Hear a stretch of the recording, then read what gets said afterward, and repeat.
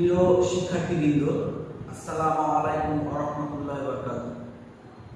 আমি মোহাম্মদ সুমন রাহা আজ তোমাদের হিসাব বিজ্ঞান প্রথম পত্র এর অষ্টম অধ্যায় দৃশ্যমান অদৃশ্যমান সম্পদের হিসাব রক্ষণ এর ক্রমহ্রাসমান যে পদ্ধতিতে কিভাবে লাভ ক্ষতি বের করতে হয় সেই নিয়মটা বের করা শেখাবো।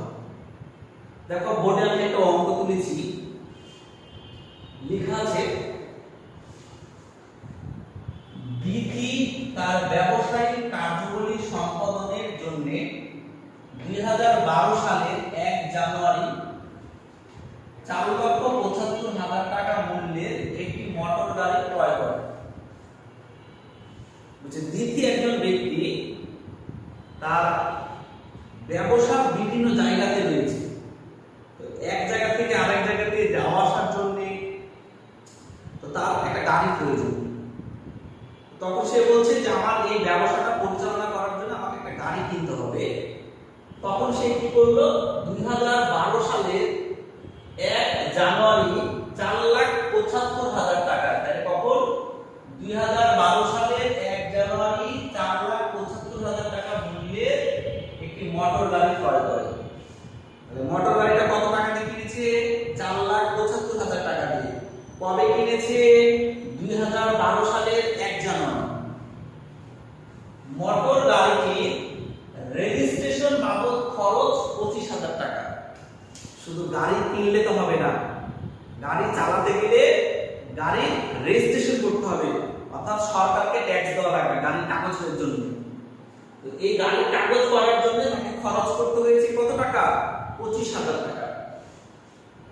অনুমান করা হয় গাড়িটির আয়ুষ্কাল 10 বছর, অর্থাৎ যার কাছ থেকে গাড়িটা কিনেছে সেই প্রতিষ্ঠান বলছে যে গাড়িটা আপনি নিয়ে যান, নিঃসন্দেহে আপনি 10 বছর গাড়িটা ব্যবহার করতে পারবেন। তাহলে কত বছরের কথা বললো? 10 বছর ব্যবহার করতে পারবেন। এবং ভগ্নাবশেষ মূল্য 1 লক্ষ টাকা। অর্থাৎ গাড়িটা কেনার সময় দোকানদার বলল 10 বছর ব্যবহার করবেন। 10 বছর ব্যবহার করার পর যদি গাড়িটা বিক্রি করতে চান তাহলে আপনার দাম কত পাবেন? 1 লক্ষ টাকা। এটাকে বলা হয় ভগ্নাবশেষ মূল্য। কিন্তু 2014 সালের 1 অক্টোবর তারিখে গাড়িটি 2014 সালের 1 অক্টোবর তারিখে গাড়িটি 3,65,000 টাকাতে বিক্রি করে দিল। কোন একটা কারণবশত, কোনো প্রয়োজনে, কোনো সমস্যাতে সে কি করলো, গাড়িটা 14 সালের অক্টোবর মাসের 1 তারিখে 3,65,000 টাকাতে বিক্রি করে দিয়েছে। তাহলে সে গাড়িটা ব্যবহার করলো কতদিন? তাহলে 2012 সাল 1 বছর, 2013 সাল পুরো 1 বছর, আর 2014 সালে 1 বছর না, কারণ 2014 সালে অক্টোবর মাসে সে বিক্রি করেছে। তার মানে সে গাড়িটা ব্যবহার করেছে সেপ্টেম্বর পর্যন্ত ব্যবহার করে অক্টোবরের 1 তারিখে গাড়িটা বিক্রি করে দিয়েছে। এখন কোশ্চেনে আমাদের প্রশ্ন করবে যে সে যে গাড়িটা বিক্রি করেছে 3,65,000 টাকায়, গাড়িটা বিক্রি করে তার লাভ হলো না ক্ষতি হলো? দেখো, ক মোটর গাড়ি বিক্রয় জনিত লাভ বা ক্ষতি নির্ণয় করো। তাহলে ওরা বলছে যে মোটর গাড়িটাকে সে বিক্রি করে দিল, বিক্রি করে লাভ হলো না ক্ষতি হলো, এটা জানতে চেয়েছে। এরপরে আসছে প্রতি বছর 31শে ডিসেম্বর তারিখে হিসাব সমাপ্ত হয়। মানে সে অঙ্কটাকে ক্লোজ করবে কখন? বলছে 31শে ডিসেম্বর। ক্রমহ্রাসমান যে পদ্ধতিতে অবচয় ধার্য করা হয়। তাহলে অবচয়টা যে ধার্য করবে, অবচয়টা কোন নিয়মে ধার্য করছে? তো বলছে ক্রমহ্রাসমান যে পদ্ধতিতে। আমরা গত ক্লাসে, এর আগের ক্লাসে লাভ ক্ষতির একটা অঙ্ক করেছিলাম। তো সেখানে আমরা সরলরৈখিক পদ্ধতিতে লাভ ক্ষতি কিভাবে করতে হয় সেটা শিখাইছিলাম। আর আজকের যে ক্লাসটা সেটা হলো ক্রমহ্রাসমান যে পদ্ধতিতে কিভাবে লাভ ক্ষতি বের করতে হয় আমরা সেটা নিয়ে আলোচনা করব। তো দেখো ক্লাসগুলো যদি করে থাকো সেইখানে কিন্তু আমরা অবচয়ের হার শিখায় আসছি, যে সরলরৈখিক পদ্ধতিতে কিভাবে বের করতে হয় ক্রমহর সমান। তাহলে এখন আমরা যাই ক, অবচয়ের হার। আমরা বলেছিলাম অবচয়ের হার দুই ভাবে করা হয়, একটা হলো প্রশ্নে যে টাকাটা থাকে সেই টাকার মাধ্যমে, আর একটা হয় হচ্ছে সূত্রের মাধ্যমে। তা আমরা জানি টাকার থেকে সূত্রটা বেশি সুবিধা। তাহলে সূত্র 1 ভাগ আয়ুষ্কাল গুণ 100 গুণ 2। আমরা জানি যদি গুণ 2 না দিই তাহলে এটা হচ্ছে সরলরৈখিক পদ্ধতিতে অবচয়ের হার বের করার সূত্র, আর যখন আমরা গুণ 2 দিব তখন এটা হয়ে যাবে ক্রমহর সমান যে পদ্ধতিতে অবচয়ের হার বের করার হচ্ছে সূত্র। এখন এর হলো 1 ভাগ আয়ুষ্কাল। তাহলে এই অঙ্কটা আমরা জানি আয়ুষ্কাল কত বছর? 10 বছর। তাহলে হলো 10 গুণ হলো 100 গুণ 2। তাহলে আমরা এই 10 এর সাথে 100 কে কাটাকাটি করলে হবে 10 10 এ 100, 10 10 দুগুণে কত হবে? 20, 20 এ কত হবে? 20। তো তোমরা যারা এইভাবে কাটাকাটি পারবা না তারা ক্যালকুলেটরে যাবা, গিয়ে লিখবা 1 ভাগ 10 গুণ 100 গুণ 2। তাহলে দেখবা বের হয়ে আসছে 20। এরপরে আমরা বসাবো হচ্ছে পার্সেন্টেজ, অর্থাৎ 20%। আমরা এর আগে শিখেছি কোনো কিছুকে 100 দ্বারা গুণ করলে যা অ্যানসার বের হয় সেই অ্যানসারের শেষে আমাদেরকে পার্সেন্টেজ অর্থাৎ শতকরা বসাতে হয়। তাহলে আমরা অবচয়ের হার বের করে ফেললাম কত পার্সেন্ট? 20%। এবার লক্ষ্য মোটর গাড়ি বিক্রয়জনিত লাভ বা ক্ষতি। তাহলে হচ্ছে খ, মোটর গাড়ি বিক্রয়জনিত লাভ বা ক্ষতি নির্ণয়। প্রিয় শিক্ষার্থী, আমরা এর আগে যখন সরলরৈখিক পদ্ধতিতে বের করলাম বিক্রয়জনিত লাভ বা ক্ষতি, তখন আমরা আগে দুইটা কাজ করেছিলাম। প্রথমে আগে সরলরৈখিক পদ্ধতিতে অবচয় বের করেছিলাম, তারপরে আমরা মেশিনের অর্থাৎ ওই সম্পত্তির বর্তমান মূল্যটা বের করেছিলাম অর্থাৎ বহিঃমূল্য, তারপরে আমরা লাভ ক্ষতি বের করেছিলাম। আজকের এই অঙ্কটা হলো ক্রমহর সমান যে পদ্ধতি। আর ক্রমহর সমান যে পদ্ধতিতে যদি অঙ্ক করতে হয় তাহলে তোমাকে ওই যে এর আগে যে ক্রমহর সমানের যে বক্স, যে ঘরের মাধ্যমে যে আমরা অবচয়টা বের করেছিলাম, আমরা ক্রমহর সমানে সেই ঘরের মাধ্যমে করব। ঘরের মাধ্যমে করলে আমাদের তাড়াতাড়ি হয়ে যাবে। তাহলে এখন আমরা যদি যাই, দেখো আমরা বলেছি ক্রমহর সমান যে পদ্ধতিতে অবচয় বের করতে গেলে এখানে কয় বছরের কথা বলেছে? 3 বছর। সে কিনেছে 12, বিক্রি করেছে কত? 14। তাহলে 3 বছর। 1 2 এই হলো হচ্ছে 3।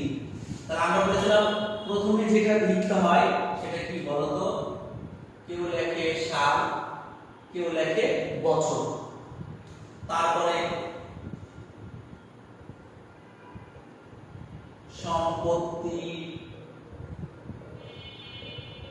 শুরু মূল্য, তারপরে অবচয়ের হার, তারপরেরটা অবচয়, তারপরেরটা অবচয় সঞ্চিতি। তুমি অবচয় সঞ্চিতি লিখতে পারো, তুমি পুঞ্জীভূত অবচয় লিখতে পারো, তুমি ক্রমযোজিত লিখতে পারো। তোমার কাছে যেটা ভালো মনে হয় তুমি সেটা লিখবা। এবার শেষেরটা হলো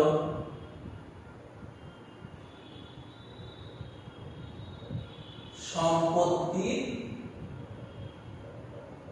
শেষের মূল্য বা সমাপন। দেখো আমরা এর আগে যতগুলো অঙ্ক করেছি ক্রমহর সমান যে পদ্ধতিতে, প্রত্যেকটা অঙ্কে কিন্তু আমরা এইভাবে ঘর কেটে নিয়েছি। প্রত্যেকটা অঙ্ক ক্রমহর সমান যে পদ্ধতিতে বললে তোমরা ঘর কেটে নিবা। তাহলে তোমাদের জন্য অঙ্ক করাটা অনেক সুবিধা এবং তাড়াতাড়ি হবে। তাহলে এখন আমরা একটা সাল যাই। প্রথম সালটা হলো কত? 2012, 2013, 2014। আর অবচয়ের হার এই যে আমরা এখানে বের করেছি কত পার্সেন্ট? 20%।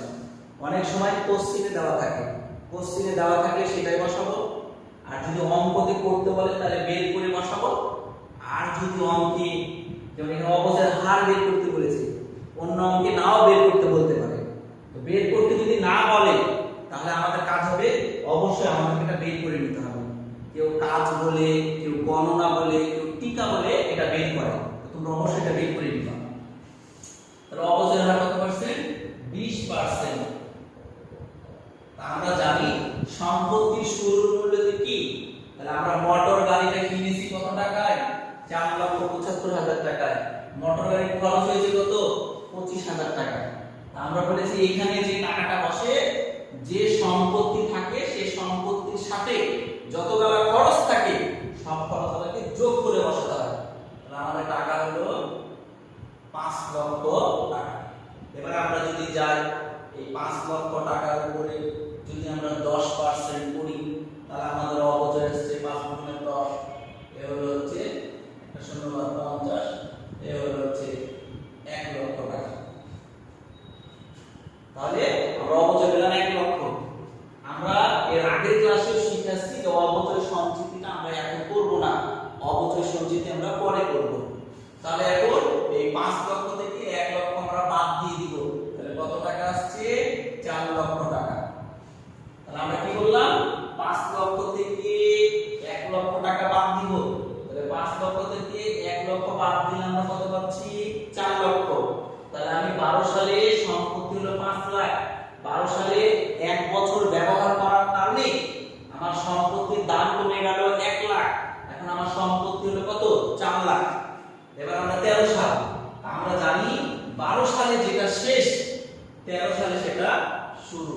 এ হলো 4 লাখ। তাহলে 4 লাখের উপরে যদি এখন আমরা 20 করি তাহলে আমাদের হবে 80,000। এখন আমরা 4 লাখ থেকে 80,000 বাদ দিয়ে দিলে কত আসছে? 3,20,000। তাহলে আমরা জানি 13 সালে যেটা শেষ 14 সালে সেটা শুরু। 3,20,000। তাহলে এই 3,20,000 টাকার উপরে তুমি 20% করো তাহলে আমাদের 64,000। তুমি ক্যালকুলেটর হিসাব করে নাও। 3,20,000 গুণ হলো হচ্ছে 20 ভাগ হচ্ছে 100। 3,20,000 গুণিত 20% এর হলো 64,000। তাহলে এখন আমাদের করণীয় কাজ কি? যে এই টাকা থেকে এই টাকা বাদ দিয়ে দিব। তাহলে যদি এখন আমরা বাদ দিয়ে দিই 3,20,000 বিয়োগ 64,000 তাহলে আমাদের আসছে 2,56,000।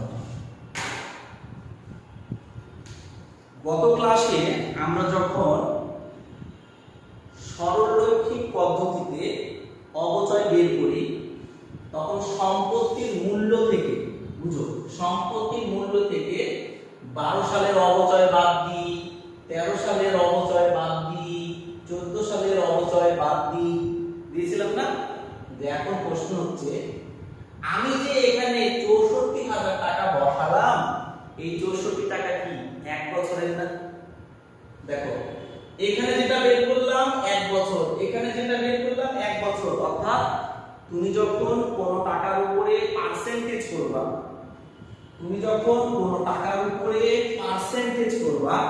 মনে রাখবা তুমি যে টাকার উপরে পার্সেন্টেজ করবা সেই টাকাটা যেটা বের হবে সেটা হবে 1 বছরে।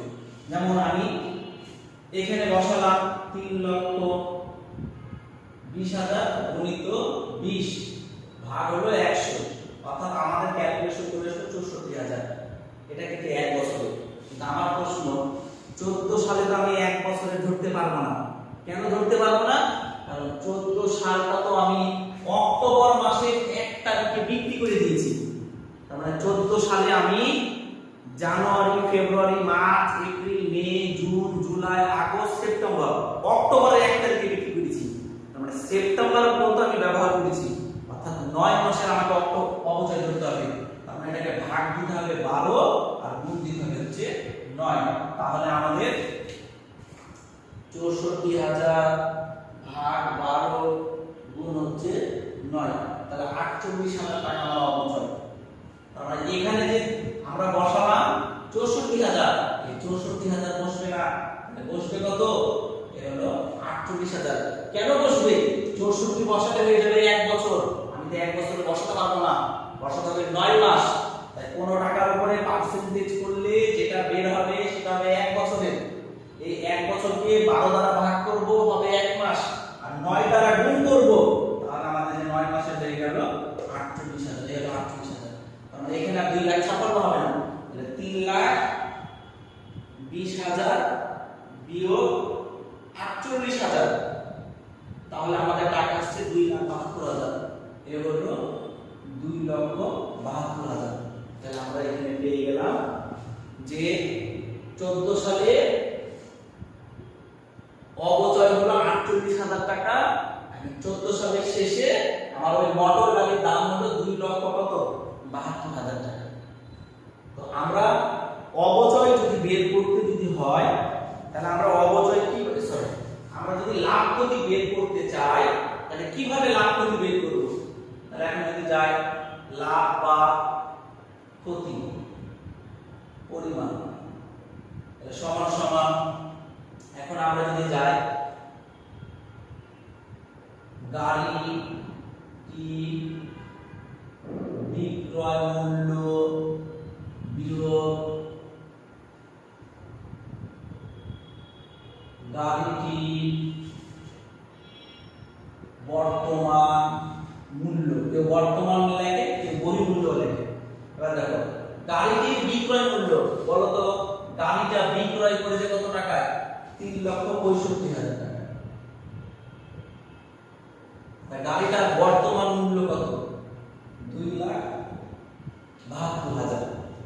গত ক্লাসে প্রথমে আমরা সরলরৈখিক পদ্ধতিতে আগে অবচয় বের করেছিলাম, তারপরে বের করেছিলাম গাড়িটির বর্তমান মূল্য।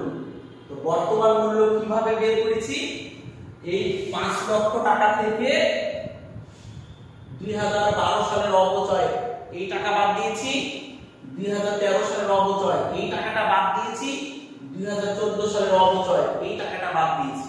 তাহলে বাদ দিয়ে দিলে আমরা যে টাকাটা পাচ্ছি, যেমন দেখো এই টাকা থেকে এই টাকাটা বাদ দিয়ে দিলে আমরা পেলাম কত? 2,72,000 টাকা। এই 2,72,000 টাকার মানে হলো গাড়িটির বর্তমান মূল্য। তার মানে 2,72,000 টাকার গাড়ি বিক্রি করেছি কত টাকায়? 3,65,000 টাকায়। এবার তোমরাই বলো, তাহলে গাড়িটা বিক্রয় করে আমার লাভ হলো না ক্ষতি হলো? তোমরা অবশ্যই লাভ হয়েছে। 2,72,000 এর জিনিস বিক্রি করলাম 3,65,000 তে, তাহলে 3,65,000 বিয়োগ 2,72,000, অর্থাৎ 93,000 টাকা কি হয়েছে? লাভ হয়েছে। প্রিয় শিক্ষার্থীবৃন্দ, আশা করছি তোমরা কিন্তু এটা হয়তো বুঝতে পেরেছো। এখন বিষয়টা হলো যে এখানে আমি অবচয় সঞ্চিতিটা ফাঁকা রেখে দিয়েছি, তোমরা ফাঁকা রাখবা না, এখানে টাকাটা ভরে দিবা। কিভাবে দেখো, তাহলে এখানে 1 লক্ষ টাকা আছে, এই 1 লক্ষ টাকা আমি এখানে লিখব। এবার এই 1 লক্ষ টাকা থেকে 80,000 কে যোগ করব, তাহলে এই 1,80,000, মানে প্রথমে যেটা থাকবে সেটাই লিখব। এবার এই টাকার সাথে পরেরটার অবচয়কে যোগ করব, এই হলো 1,80,000। এই 1,80,000 এর সাথে পরের অবচয়কে আমরা যোগ করব, তাহলে 8 4 আছে 12, 2,28,000 টাকা। এটাই হলো আমাদের অবচয় সঞ্চিত। তাহলে আমাদের ক গেল অবচয়ের হার, খ গেল মোটর গাড়ির বিক্রয়জনিত লাভ ক্ষতি। আশা করছি ইনশাআল্লাহ তোমরা বুঝতে পেরেছো। এবার গতে বলেছে 2012 থেকে 14 সাল পর্যন্ত অবচয় হিসাব প্রস্তুত করো। তো তোমরা জানো যে আমরা 1 বছরে 3টা জাবেদা হয়, সেই 3টা জাবেদার ভিতরে অবচয় 1 বছরে 2টা হয়। একটা অবচয় হয় ডেবিট আর একটা অবচয় হয় ক্রেডিট। মানে আমরা জানি অবচয়ের জাবেদাই কোন হয়? অবচয় হিসাব ডেবিট, পুঞ্জীবিত অবচয় হিসাব ক্রেডিট। আর একটা হলো আয় বিবরণ ডেবিট, অবচয় হিসাব হচ্ছে ক্রেডিট। এখন আমরা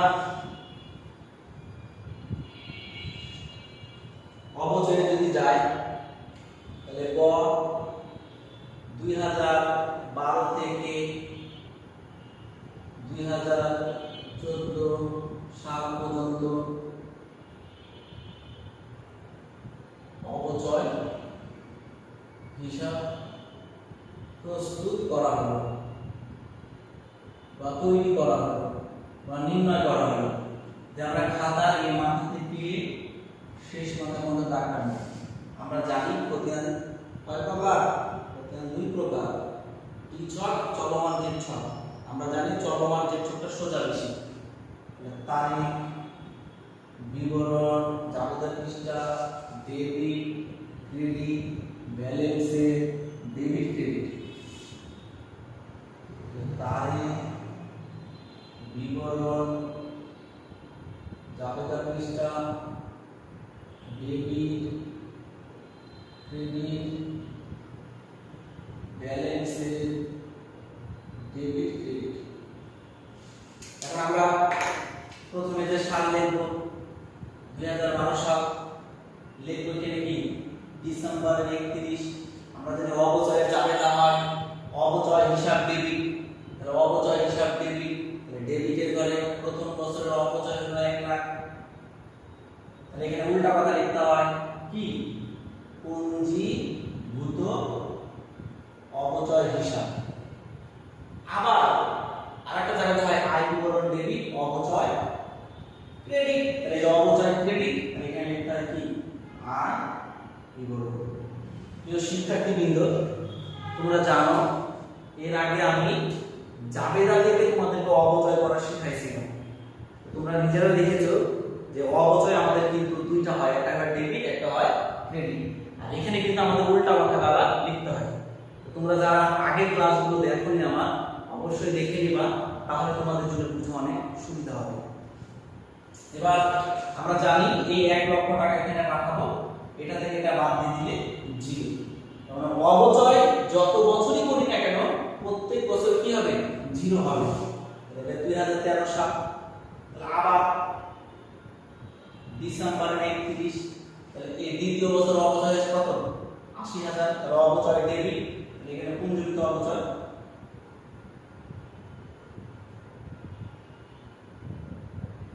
আবার এখানে 80,000, তাহলে এখানে কি? আয় বিবরণ। তাহলে এই 80,000 চলে গেল ডেবিটে, 80 থেকে এটা বাদ দিলে কি হয়ে গেল? 0। তাহলে আমার 2 বছর হয়ে গেল। এবার 2014 সাল, এখানে কিন্তু আমরা ডিসেম্বর কথাটা লিখতে পারবো না। এখন তোমরা বলবা যে ডিসেম্বর কথাটা কেন লিখতে পারবো না? এটা হচ্ছে একটা প্রশ্ন। কারণ আমার অবচয় যে শেষ বছরে যে অবচয়টা হয়েছে, শেষ বছরের যে অবচয়টা হয়েছে, শেষ বছরে অবচয় কিন্তু আমি গাড়িটা বিক্রি করেছি অক্টোবর মাসের 1 তারিখে। তাহলে আমি অক্টোবর মাসে যদি করে থাকি, গাড়িটা বিক্রি করেছি অক্টোবর মাসের 1 তারিখে, তাহলে আমার সেপ্টেম্বর পর্যন্ত কি আমার অবচয় ধরা হয়েছে না? 9 মাস। অর্থাৎ এখানে লিখতে হবে সেপ্টেম্বরের 30 তারিখ দিয়ে সেল কত হয়েছে? 48,000। জাবেদা কিন্তু অবচয় হিসাব ডেবিট, পুঞ্জীভূত অবচয় হিসাব ক্রেডিট। এই হলো 48,000। হ্যাঁ, উল্টা কথা, পুঞ্জীভূত অবচয় হিসাব। আবার 48,000 হচ্ছে ক্রেডিট, এখানে হলো কি? আয় বিবরণ। তাহলে এই 48,000 টাকা এখানে বসলো, এটা থেকে এটা বাদ দিয়ে দিলে হচ্ছে 0। আমাদের অবচয় হিসাব শেষ। আমি আবার বলছি, শেষ বছর যেটা 14 সালে কিন্তু আমি ডিসেম্বর 31 লিখতে পারবো না, কারণ অক্টোবরের 1 তারিখে আমি বিক্রি করেছি। তাহলে অক্টোবরের আগের মাস পর্যন্ত সেপ্টেম্বর, অক্টোবর, তাহলে সেপ্টেম্বর মাস পর্যন্ত আমি অবচয় বের করেছি। ওখানে এই যে এখানে যে অবচয়টা বের করলাম, এখানে অবচয় আমি কি সেপ্টেম্বর পর্যন্ত বের করেছি। এই কারণে আমার এখানে সেপ্টেম্বরের শেষ তারিখ, অর্থাৎ সেপ্টেম্বর মাস হচ্ছে 30। আমরা এখানে বসিয়ে ফেলব। তো প্রিয় শিক্ষার্থীবৃন্দ, আজ এই পর্যন্তই।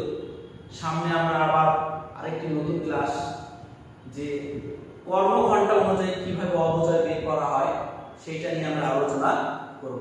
আজ এই পর্যন্তই। আসসালামু আলাইকুম ওয়া রাহমাতুল্লাহি ওয়া বারাকাতুহু।